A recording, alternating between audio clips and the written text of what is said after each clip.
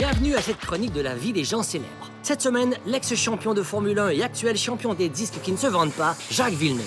Fils du célèbre Gilles Villeneuve, Jacques est né le 9 avril 1971 à Monaco. En fait, c'est ça que Jacques essaie de faire croire, mais il est vraiment né à Saint-Jean-sur-Richelieu. L'accouchement fut très rapide, car il est né en 7,2 secondes.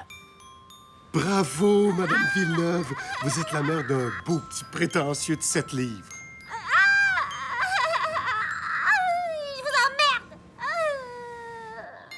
Très jeune, Jacques savait ce qu'il ferait dans la vie. Il voulait devenir pilote pour détruire des autos en les lançant contre un mur.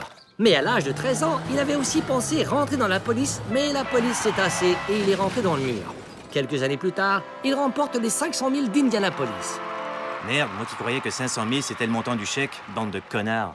C'est en 1996 que Jacques fait son entrée officielle en F1.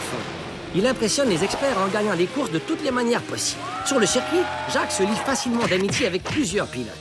Il est apprécié et respecté de tous. En 1997, Jacques a le vent dans les voiles. Mais plus il gagne de courses, plus il perd ses cheveux.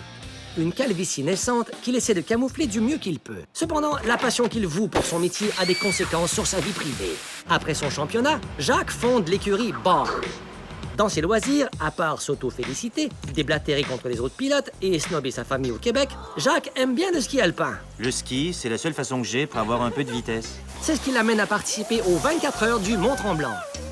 Jacques décide alors de diversifier ses activités en ouvrant le Newtown, un resto à son image. Les assiettes sont petites, les serveuses snob et, comme Jacques, elles foncent dans les murs. Ah!